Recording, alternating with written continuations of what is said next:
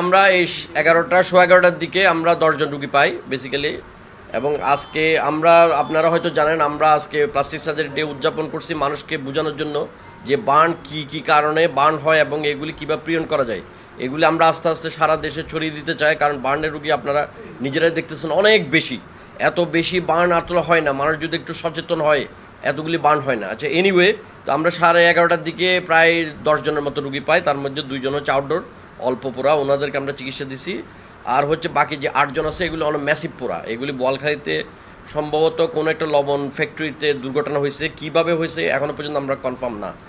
হয়তো সিলিন্ডার বিস্ফোরণ হতে পারে বা যে কোনো জেনারেটরের কাজ হতে পারে। তো এই বার্ন নিয়ে আমরা কিন্তু বহুদিন ধরে মানুষকে আমরা সচেতন করার চেষ্টা করতেছি।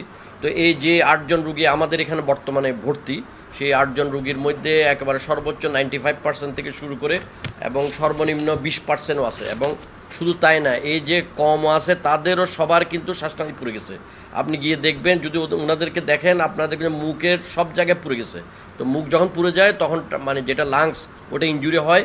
লাংস ইনজুরি হলে আস্তে আস্তে রুগী খারাপের দিকে চলে যায়। যাক, এনিওয়ে, আপনারা হয়তো জানেন আমরা 3 মাস আগে আমাদেরকে ডাইরেক্টর স্যার 5 বেড একটা আইসিইউ আমাদেরকে দিছে নিচতলায়। তো সেই আইসিইউতে আমাদের এখন রুগী থাকে। তো অলরেডি আমরা 4 জন রুগী, আমাদের আগে থেকে একটা রুগী আছে, 4 জন রুগী যেগুলি সবচেয়ে বেশি খারাপ সেগুলিকে আমরা আইসিইউতে ট্রান্সফারের প্রক্রিয়া চলতেছে। আর বাকি যারা থাকবে ওদেরকে চিকিৎসা এইভাবে চলবে। আমরা মোটামুটি যতদূর সম্ভব ভালোভাবে চিকিৎসা করার চেষ্টা করব। আর হচ্ছে যে এই উনাদের যেভাবে পুড়ে গেছে, মানে উনার সম্ভবত কোনো মানে আপনার এই যে বিস্ফোরণের মতো সিলিন্ডার বাস্টক বা আপনার ডাইনামো বাস্টক, যে কোনো কারণে এই ইনজুরিগুলি অনেক বেশি হিট করছে।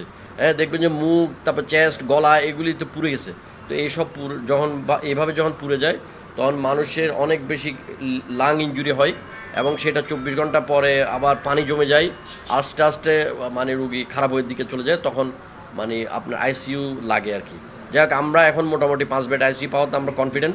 আমরা ইনশাল্লাহ আমাদের সর্বোচ্চ চেষ্টা করব, আমরা যদ্দূর পারে চিকিৎসা করব এবং আপনাদের সহযোগিতায় আমরা এগিয়ে যাব। এই কথাটা আপনারা আমাদেরকে প্লিজ জিজ্ঞেস করবেন না, আমরা সবাইকে রেখে দিতে চাই। আপনারা এগুলি হচ্ছে আমরা যখন পাঠাই তখন অনেক কারণে পাঠাই। কেমন, কোনো রুগীর রিলেটিভ ভাই বা যার কেউ যদি এসে বলে যে আমার রুগীকে নিতে চায়, এটা তো ওনার রাইট। আর সারা পৃথিবীতে রেফারেল সিস্টেম বলে একটা কথা আছে।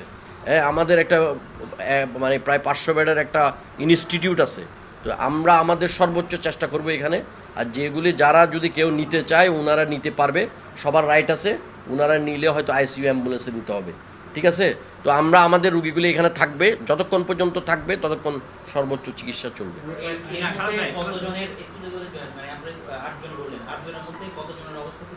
8 জনের মধ্যে 8 জন অবস্থা খারাপ।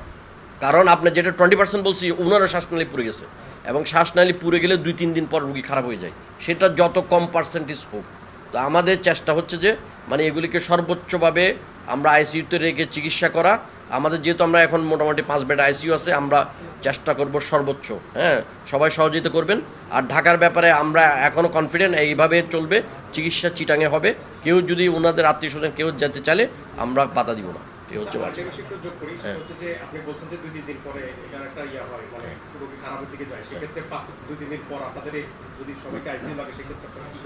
না, কে আইসিইউ লাগলে ওনারা যদি ঢাকা যেতে চায় যাবে। আমাদের যদ্দূর সম্ভব আমাদের সরকারি ব্যবস্থাপনা আমরা রাখবো। আমরা সর্বোচ্চ 5 জন রাখতে পারবো এখানে, কেমন। আর এইগুলি পরে হিসাব, আগে ম্যানেজমেন্ট হচ্ছে 24 ঘন্টা যাক। হ্যাঁ, তো এইগুলি তো আপনারা বুঝেন, বার্নের ম্যানেজমেন্ট সবচেয়ে ক্রিটিক্যাল ম্যানেজমেন্ট। এবং প্রতি 1 ঘন্টা 2 ঘন্টা পর পরীক্ষা করতে হয়, মানে তারপর হচ্ছে অক্সিজেন টিউব দিতে হয়, প্রয়োজনে অক্সিজেন সাপোর্ট লাগে, তারপর হচ্ছে অনেক কিছু আছে যেগুলি আইসিইউতে সম্ভব। উন্নত বিশ্বে দেখবেন যে বার্ন ইউনিটের সঙ্গে অ্যাটাচড মানে আইসিইউ থাকে। আমাদের নতুন বিল্ডিংয়ে 10 বেডের আইসিইউ হবে ইনশাল্লাহ।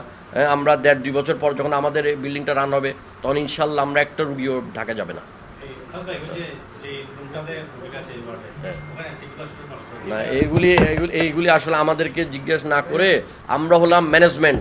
হ্যাঁ, এগুলি অ্যাডমিনিস্ট্রেশন ভিন্ন জিনিস।